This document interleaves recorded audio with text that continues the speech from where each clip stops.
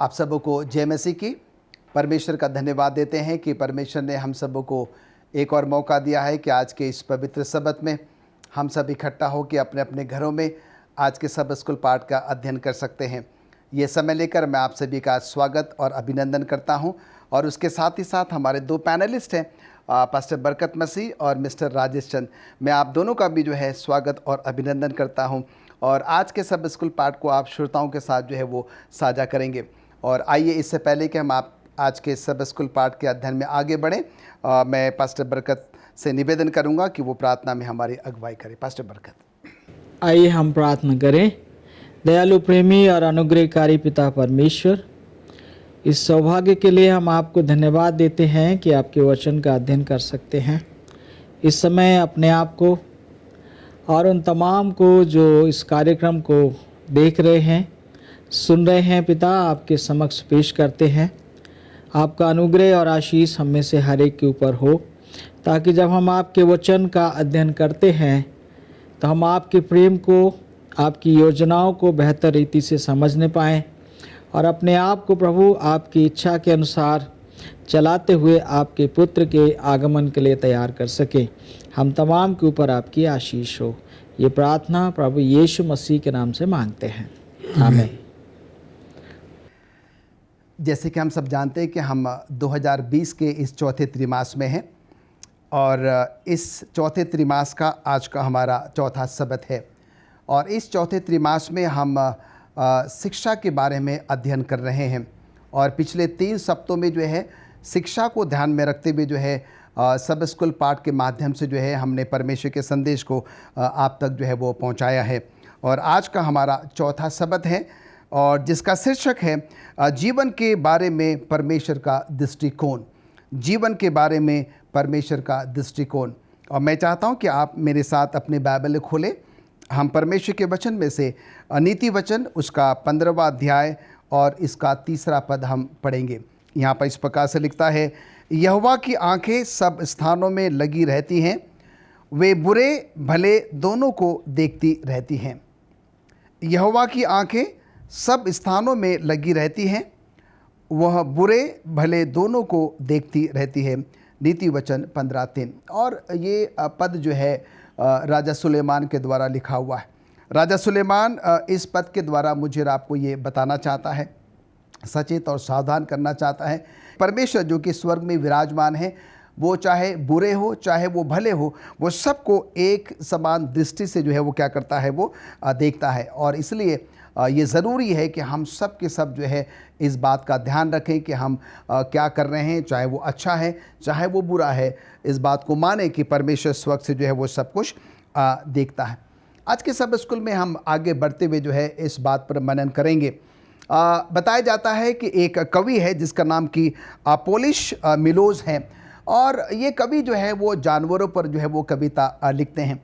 और ऐसे ही एक कविता आज वो हमारे साथ साझा करते हैं और वो कहते हैं कि उन्होंने जो है वो एक कविता के बारे में कल्पना करी है जो कि जानवर पर जो है वो आधारित है। और ख़ास तौर से वो 2 उदाहरणों को लेते हैं, एक तो खरगोश और दूसरा जो है वो गिलहरी है।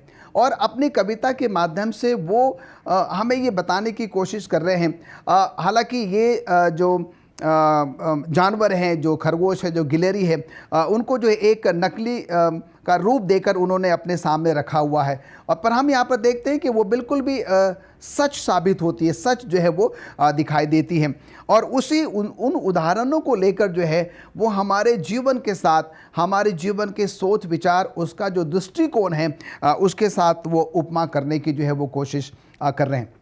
वो कहते हैं कि आज से अगर हम 2000 साल पहले जाएं तो हम देखते हैं कि ऐसे बहुत सारे बुद्धिजीवी, ज्ञानी, शिक्षित लोग जिन्होंने क्या किया कि हमारे पूरे ब्रह्मांड का, पूरी पृथ्वी का जो है वो अध्ययन किया। उन्होंने अपने सोच विचारों के द्वारा जो है हमारे इस पृथ्वी के बारे में जो है अपने सोच विचार लोगों के सामने प्रकट करें। पर जैसे जैसे अध्ययन आगे को बढ़ता चला गया, जो उनसे ज़्यादा बुद्धिमान थे, समझदार थे, उन्होंने जब उनके विचारों को अपने साथ मेल कराने की कोशिश की तो वो साझा नहीं हो पा रहे थे, वो उसमें मिलान जो है वो नहीं हो पा रहा था और वो जो है वो गलत साबित हो गया। उसी प्रकार से आज के सबक पाठ के माध्यम से जो है हम ये सीखने समझने की कोशिश करेंगे। हमारे सोच विचार, हमारे तौर तरीके, काम करने का तौर तरीका, हमारा जो दृष्टिकोण, जो हम समझते हैं कि हम अच्छा कर रहे हैं, पर वो परमेश्वर के साथ कई बार मेल नहीं खाता। परमेश्वर का दृष्टिकोण हमारे प्रति अलग है, परमेश्वर की सोच विचार हमारे प्रति जो है वो अलग है।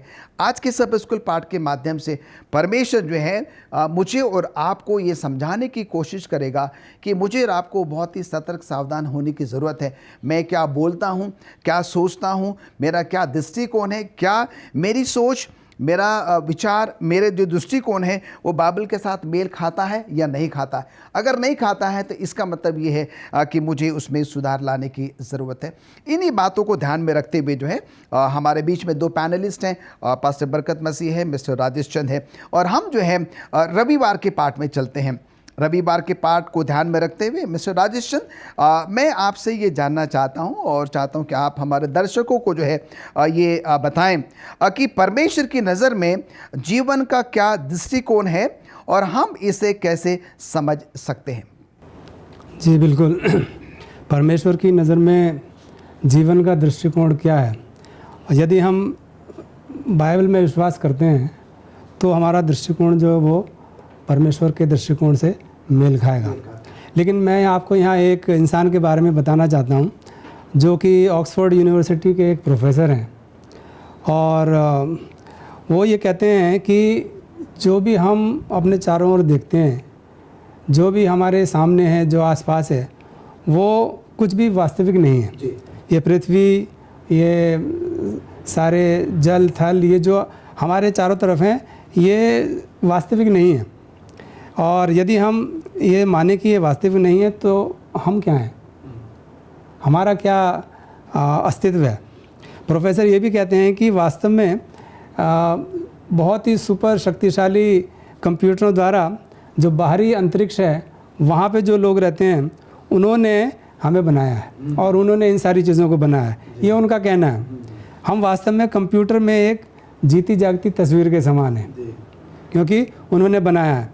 यदि हम इसे एक मूर्खतापूर्ण विचार कहें तो आखिर ये वास्तविकता क्या है। ये जो प्रोफेसर साहब बताते हैं कि जो भी हम अपने आसपास देखते हैं वो वास्तविक नहीं है, और हम इसका उत्तर दो तरीके से दे सकते हैं।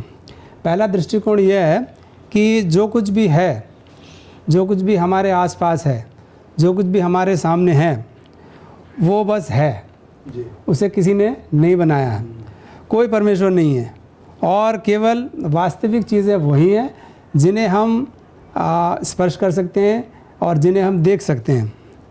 और लेकिन हम ये नहीं कह सकते ये चीज़ें आई कहाँ से, बस हैं तो हैं, सामने हैं हमारे, हमें दिख रही हैं, हम उन्हें छू सकते हैं, तो वो चीज़ें वास्तविक हैं। लेकिन ये कोई नया आइडिया नहीं है, क्योंकि 2500 पहले एक साइंटिस्ट ने, एक विज्ञान के जानने वाले ने ये कहा था कि परमाणु और उससे सूक्ष्म या उससे और छोटा कुछ नहीं है। इसका मतलब ये कि वही चीज़ें वास्तविक हैं जो हमारे चारों ओर है, जो हमें दिखती हैं और जिन्हें हम छू सकते हैं या जिनका अनुभव कर सकते हैं।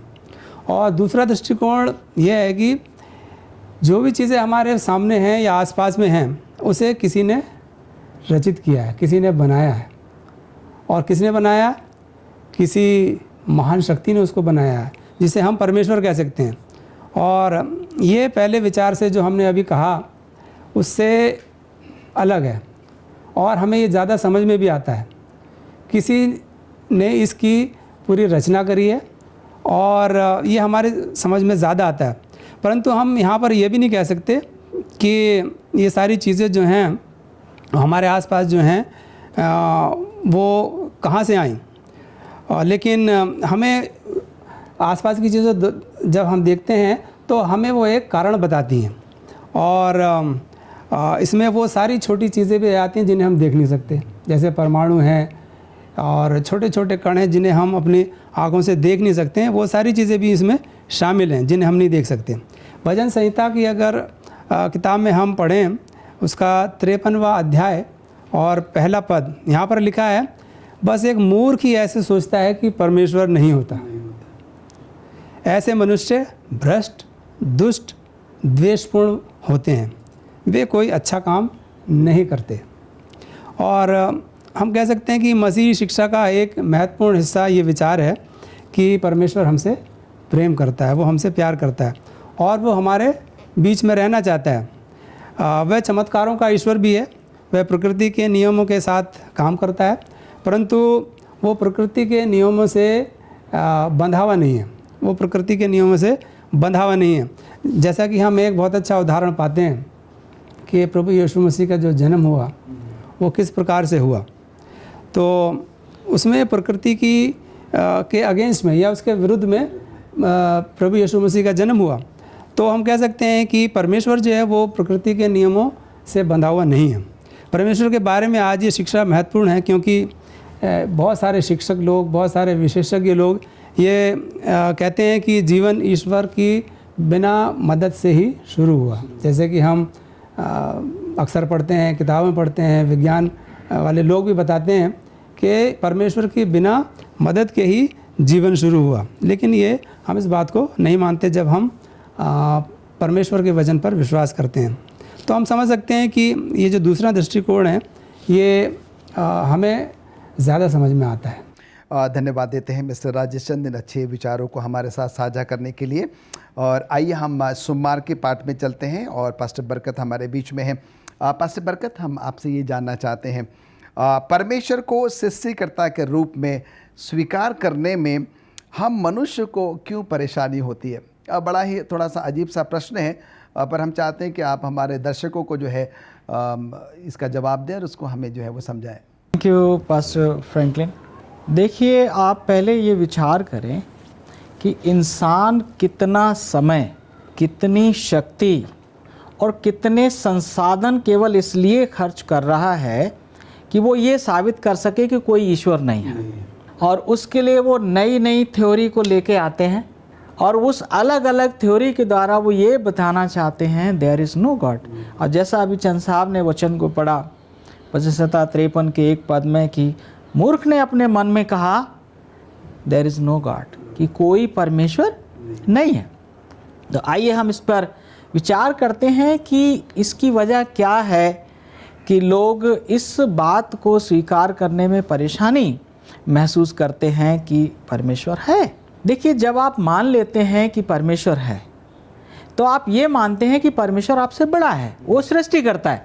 जब वो सृष्टि करता है तो आपसे बड़ा है, और आपसे बड़ा है, आपका जीवन देने वाला है, वो आपका न्याय करने वाला है, वो आपसे महान है। दरअसल में ये शैतानी सोच है, और शैतानी सोच ये कहती है, शैतान ने कहा कि मैं परम प्रधान के तुल्य। शैतानी सोच है, वो ये नहीं चाहती कि कोई ईश्वर हो, क्योंकि अगर आप मान लोगे कि ईश्वर है तो आपको उसकी आराधना करनी पड़ेगी, उसके नियमों के अनुसार चलना पड़ेगा, उसका भय मानना पड़ेगा, आप सर्वे सर्वा नहीं होंगे। तो ये सोच है, इस वजह से इंसान जो है वो जानता है कि वो सर्वे सर्वा नहीं है, लेकिन फिर भी इस दुनिया में वो सर्वे सर्वा सर्वशक्तिमान बनकर रहना चाहता है। आपको पता है कितने लोगों ने अमर बनने की कोशिश की और इस तरह से कोशिश की जाती हैं। तो इसके पीछे वजह ये है कि लोग इसलिए परमेश्वर को सृष्टिकर्ता के रूप में नहीं मानते, स्वीकार करते, क्योंकि वो शैतानी सोच के द्वारा संचालित हैं, वो अधीन नहीं होना चाहते। बाइबल का जो परमेश्वर है वो अपने आप को साबित करने का प्रयास नहीं करता। बाइबल कहीं से कहीं तक ये बताने की कोशिश नहीं करती कि ये वजह, इसकी वजह से ऐसा ऐसा है इसलिए परमेश्वर है।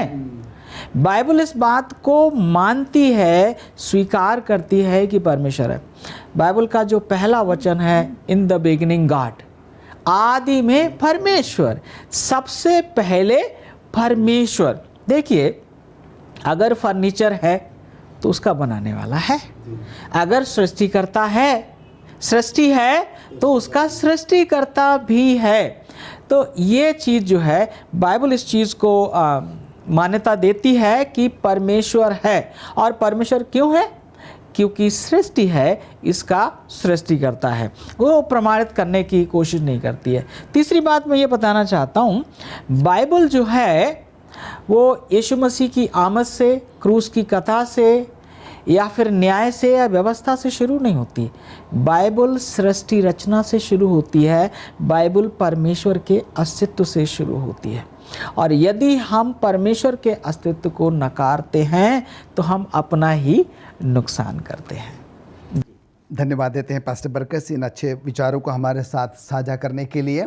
और आइए हम मंगलवार के पाठ में चलते हैं। और मिस्टर राजेश चंद, मैं आपसे ये जानना चाहता हूँ और मैं चाहता हूँ कि आप हमारे श्रोताओं को जो है ये बताएं कि बाइबल की सच्चाइयाँ हमें किस प्रकार से जीवन को बेहतर तरीके से समझने में हमारी मदद कर सकती है।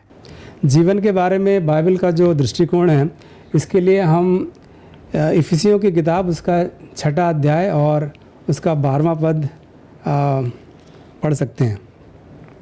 यहाँ पर लिखा है, क्योंकि हमारा संघर्ष मनुष्यों से नहीं है बल्कि शासकों, अधिकारियों, इस अंधकारपूर्ण युग की आकाशीय शक्तियों और अंबर की दुष्टात्मक शक्तियों के साथ है।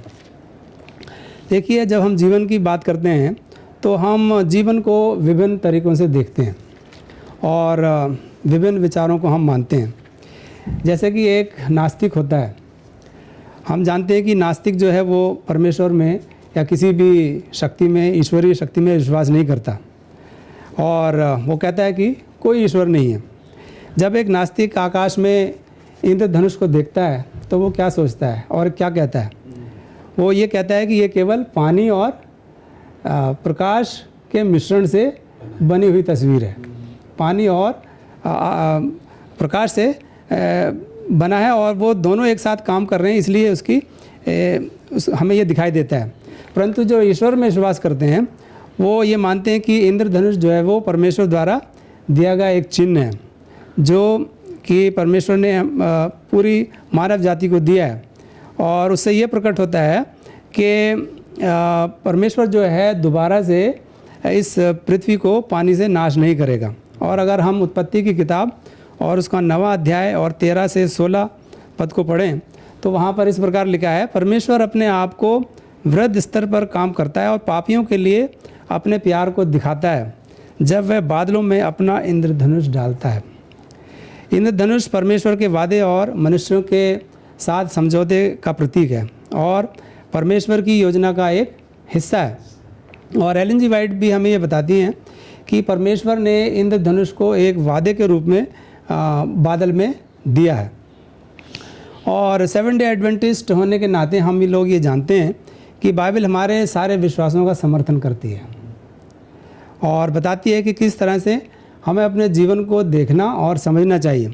इस पृथ्वी पर जीवन बहुत कठिन और बहुत ही भ्रामक हो सकता है और बाइबल हमें उन सारी गंदगियों का हमें बोध कराती है, क्योंकि जो बाइबल जो है, जो परमेश्वर का वचन है, वो एक शीशे के समान है, एक मिरर के समान है जो हमें हमारी गंदगियों को, हमारी त्रुटियों को दिखाता है। और अगर हम इफिसियों 6:12 और रोमियो 4:8 में पढ़ें तो वहाँ पर भी हमें जीवन को बहुत अच्छे ढंग से जीने की शिक्षा मिलती है। और एक 7 डे एडवेंटिस्ट होने के नाते हमें बाइबल की सच्चाइयों में बहुत दृढ़ता से खड़े रहना चाहिए। बाइबल की सच्चाई हमें बताती है कि जिन्हें हम खुद नहीं समझ सकते या खुद हम उनको नहीं जान सकते, वो मसीही शिक्षाओं की बाइबल में अपने जड़ें मजबूत करनी चाहिए, क्योंकि आजकल बहुत सारी प्रचलित शिक्षाएं हैं, बहुत सारी बातें हैं जो लोग बताते हैं, मान्यताएं हैं ऐसी जो कि बाइबल के विरुद्ध हैं और इसीलिए हमें बाइबल के बहुत गहन अध्ययन की ज़रूरत है आजकल के ज़माने में। धन्यवाद देते हैं मिस्टर राजेशन अच्छे विचारों को हमारे साथ और श्रोताओं के साथ साझा करने के लिए। आइए हम बुधवार के पाठ में चलते हैं जिसका शीर्षक है उद्धारकर्ता की उपासना करें। पास्टर बरकत, मैं आपसे ये जानना चाहता हूँ और दर्शकों को भी हम ये बताना चाहते हैं कि आराधना का असली हकदार कौन है? आराधना का असली हकदार कौन है? पास्टर फ्रैंकलिन, अच्छे सवाल के लिए धन्यवाद। अगर सवाल के जवाब में मैं सवाल करूं कि आपको पिता कहने का हकदार हक किसको है? जो आपका बेटा है। जी। जो आपका बेटा है उसको ही ये हक है कि वो आपको पिता कहे। इसी प्रकार से हम यहाँ पर समझ सकते हैं कि ये सृष्टि का ये अधिकार और कर्तव्य है कि वो अपने सृष्टिकर्ता की आराधना करे। लेकिन ये पाठ कह रहा है कि हम अपने उद्धारकर्ता की आराधना करें। तो हमको देखना ये है कि जो हमारा सृष्टिकर्ता है वो केवल सृष्टिकर्ता नहीं है, वो हमारा उद्धारकर्ता भी है। वही है जिसने हमें बनाया, वही है आज जो हमारा पुनः सृजन कर रहा है, और वही है जो एक बार फिर इस दुनिया को नया सृजन करेगा। तो दर्शकों के लिए और हम सब के लिए ये जवाब है कि हमारा सृष्टिकर्ता जिसने हमें बनाया है, जिसने हमें बचाया है, केवल और केवल वो ही हमारी आराधना का हकदार है। अगर हम चाहें कि अपनी मर्जी से आराधना किसी भी शक्ति की करें, किसी भी व्यक्ति की करें, तो ये संभव नहीं है। जैसे कि अगर मेरा बेटा मुझे छोड़कर किसी और को पिता कहे तो मुझे ये गवारा नहीं होगा। ठीक उसी तरह से हमारे परमेश्वर को भी ये अच्छा नहीं लगता कि जब हम अपने सृष्टिकर्ता की आराधना छोड़कर अपनी मर्जी से अपने आराध्य बना लेते हैं, अपनी इच्छा से अपने देवता बना लेते हैं, अपनी मर्जी से अलग अलग आराध्यों की हम खोज कर लेते हैं। ये बात परमेश्वर को पसंद नहीं है। लेकिन मैं एक बात और कहना चाहता हूँ, लोग ऐसा क्यों करते हैं? लोग दरअसल में ये नहीं चाहते, लोग ईश्वर की आराधना तो करना चाहते, लेकिन ऐसे ईश्वर की आराधना करना चाहते जो उनके पाप को उन पर प्रकट ना करें, और इसलिए वो अनेक ऐसे देवता, अनेक ऐसे आराध्य बनाते हैं, मूर्तियां बनाते हैं, तमाम चीज़ें बनाते हैं, और उसके पीछे उनका एक ही मकसद होता है कि वो उनके पाप की ओर उंगली ना उठाए। अब आप देखेंगे दुकान में आप जाइए, बहुत से दुकानदार होते हैं जो बेईमान किस्म के होते हैं, जाके दुकान में एक आराधना करेंगे और फिर दिन भर मिलावट करेंगे, है ना। उन्हें पता है जिसकी आराधना कर रहे हैं वो कुछ भी गड़बड़ करने वाला नहीं है। लेकिन आप जो परमेश्वर को जानते और मानते हैं, आप आराधना करके, आप इबादत करके गलत काम नहीं कर सकते। तो ये बात जो है यहाँ पर समझने की है।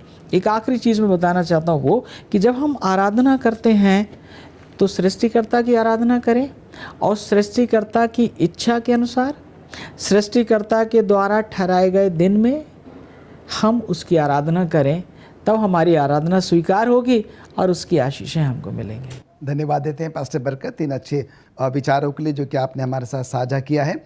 हम बृहस्पति परिवार के पाठ में चलते हैं और मिस्टर राजेश चंद हमारे बीच में हैं, और हम आपसे ये जानना चाहते हैं कि परमेश्वर की व्यवस्था क्यों महत्वपूर्ण है।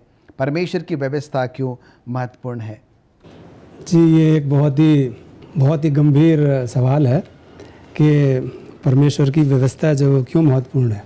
और जैसे कि हम जानते हैं कि परमेश्वर की व्यवस्था हमारे जीवन को बदल सकती है, हमें सही रास्ते पर ले जा सकती है। लेकिन हम मनुष्य जो हैं वो परमेश्वर की व्यवस्था को उतनी परिपूर्णता के साथ नहीं मानते हैं। परमेश्वर की व्यवस्था हम यहाँ पढ़ेंगे व्यवस्था विवरण 6:5 में, और तुम्हें यहोवा अपने परमेश्वर से अपने संपूर्ण हृदय, आत्मा और शक्ति से प्रेम करना चाहिए। यहाँ पर लिखा है कि संपूर्ण हृदय से परमेश्वर को अपनी आत्मा से और शक्ति से प्रेम करना चाहिए। बहुत साल पहले एक फ्रांसीसी लोगों ने इस सवाल के में एक तर्क दिया था। उन्होंने कहा कि क्या उन लोगों को मौत के घाट उतारना सही है जो अपराध के दोषी थे? जो अपराध के दोषी थे, क्या उनको मौत के घाट उतार देना चाहिए या नहीं?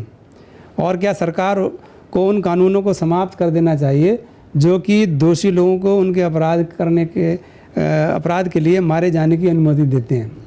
तो फ्रांस के लोगों ने एक जो बहुत प्रसिद्ध लेखक और विचारक थे उनसे एक लेख लिखने के लिए कहा, और उनसे कहा कि आप अपना दृष्टिकोण स्पष्ट करें इस चीज़ पर कि जो दोषी लोग थे उनको मौत के घाट उतार देना चाहिए या नहीं, और जो सरकार के जो नियम थे, जो उनके लोगों को अपराध के मार जाने की जो नियम थे, उनकी अनुमति होनी चाहिए या नहीं। इस प्रकार के उन्होंने दृष्टिकोण मांगा इनसे। तो उनके विचार लोगों से ज़्यादा मजबूत थे और उन्होंने लिखा कि फ्रांस को उस कानून से छुटकारा पाने की ज़रूरत है जिसमें लोगों को उनके अपराध के मारने की अनुमति दी गई है। और उन्होंने ये भी कहा कि फ्रांस की जेलों में जो कैदी हैं उनको भी रिहा कर देना चाहिए। क्यों रिहा कर देना चाहिए? क्योंकि उनके विचार में सही और गलत के बारे में सभी कानून जो थे वो मनुष्यों द्वारा बनाए गए थे और हर किसी को नियंत्रित करना चाहते। जो भी सत्ता में लोग थे उन्होंने ऐसे कानून बनाए थे ताकि वो सब लोगों को अपने नियंत्रण में कर पाएँ।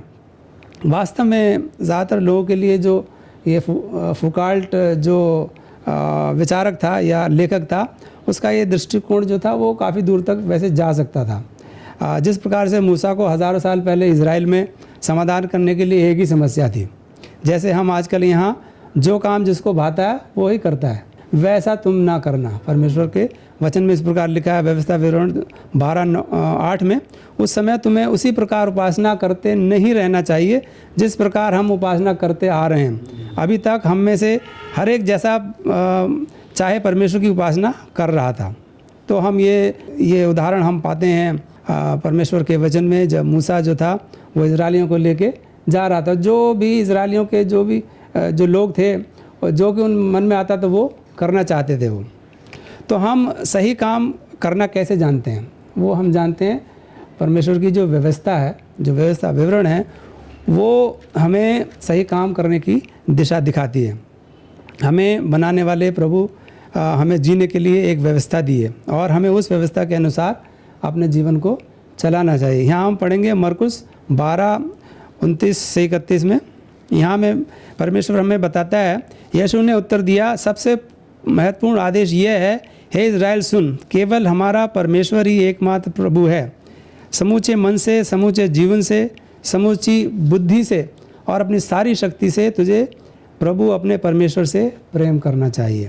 तो हम ये देखते हैं कि जो परमेश्वर की जो व्यवस्था है वो हमारे जीवन के लिए बहुत ज़रूरी है। तभी हम परमेश्वर की व्यवस्था के द्वारा ही अपने जीवन को सही दिशा में ले जा सकते हैं। धन्यवाद देते हैं मिस्टर राजेश चंद इस विचारों को साझा करने के लिए। आइए हम शुक्रवार के पाठ में चलते हैं और पास्टर बरकत, हम आपसे ये जानना चाहते हैं, हमारी शिक्षा का आधार क्या होना चाहिए? हमारी शिक्षा का आधार क्या होना चाहिए? थैंक यू पास्टर फ्रैंकलिन इस सवाल के लिए।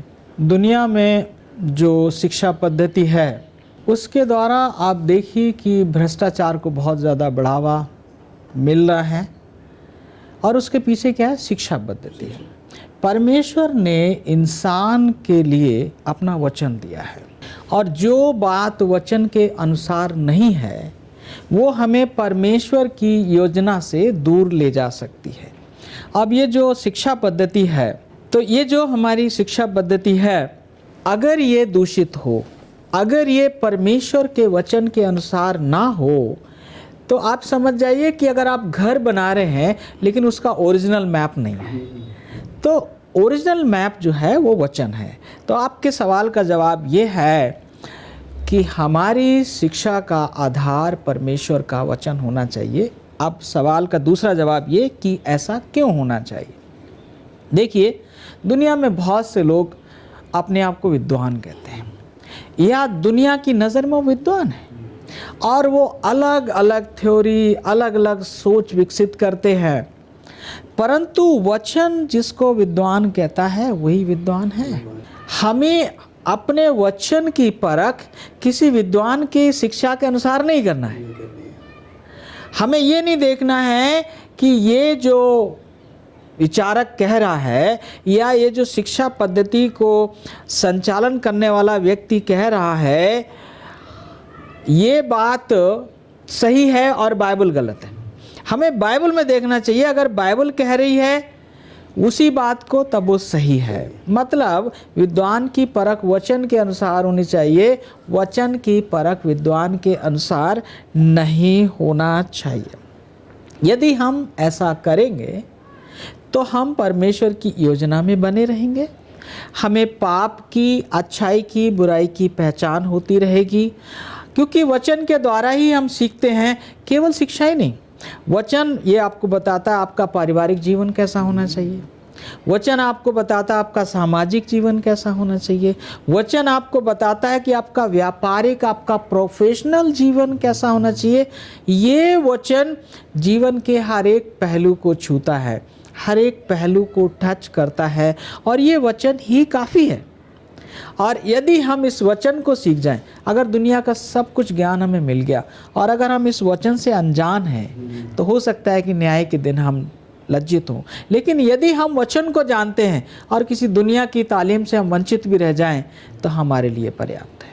धन्यवाद देते हैं पास्टर बरकत अच्छे वचनों को हमारे साथ साझा करने के लिए। और अगर आज के सब स्कूल पाठ का अगर हम निचोड़ निकालें तो 5 बातें हम यहाँ पर सीख सकते हैं। पहली बात कि परमेश्वर हमारा सृष्टिकर्ता है। दूसरी बात, परमेश्वर ने दुनिया को 6 दिनों में बनाया, 7वां दिन उसकी आराधना करने का दिन है। तीसरी बात, परमेश्वर का आराधना का असली हकदार सिर्फ परमेश्वर ही है।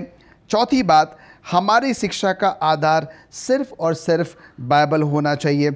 और 5वीं बात, हमें ज़्यादा से ज़्यादा समय बाइबल पढ़ने में, बाइबल को समझने में और उसके अनुसार जीवन यापन करने में और इन अच्छी गुड बातों को दूसरे के साथ साझा करने में व्यतीत करना चाहिए। मैं आप तमाम श्रोताओं का जो कि अपने अपने घरों में बैठकर आज आपने हमारे पैनलिस्ट जो कि पास्टर बरकत मसीह और मिस्टर राजेश चंद के द्वारा आज के सब स्कूल पाठ को सुना है, परमेश्वर आपको और हम सबको परमेश्वर बहुत बहुत ऐसे आशीष दे। और साथ ही साथ मैं आप दोनों का भी तहे दिल से शुक्रिया अदा करना चाहता हूं आज के सब स्कूल पाठ को हम सबके साथ साझा करने के लिए। अब हम आज के सब स्कूल पाठ को समाप्त करेंगे और समाप्ति में मैं निवेदन करूंगा मिस्टर राजेश चंद से, वो प्रार्थना में हमारी अगुवाई करेंगे। मिस्टर राजेश चंद। आइए प्रार्थना करें। हमारे सर्वशक्तिमान परमेश्वर, हम आपका बहुत धन्यवाद करते हैं इस समय के लिए जो हम यहाँ व्यतीत कर पाए और आपके वचन से सीख पाए। हम धन्यवाद करते हैं प्रभु इस पाठ के लिए जो आज हमने पढ़ा है और जिसको हमने सीखा है। होने दे परमेश्वर के हम इन सारी बातों को अपने जीवन में उसका अनुसरण कर पाएँ और अपने जीवन को एक अच्छा जीवन बना सकें। और हम याद रखें प्रभु कि आप ही हमारे सृष्टिकर्ता हैं, आप ही हमारे उद्धारकर्ता हैं और आप ही हमें सच्चे मार्ग की तरफ ले जाते हैं। हम सबको और जितने भी श्रोता हैं जो भी देखने वाले हैं प्रभु, उन सब के लिए भी प्रार्थना करते हैं। उन सबको आप बहुत आशीष दें ताकि वो आप में बने रहें और आपके कार्य को आगे बढ़ाते रहें। ये छोटी विनती प्रभु यीशु मसीह के नाम से मांगते हैं, दया से सुनो, ग्रहण कर। आमीन।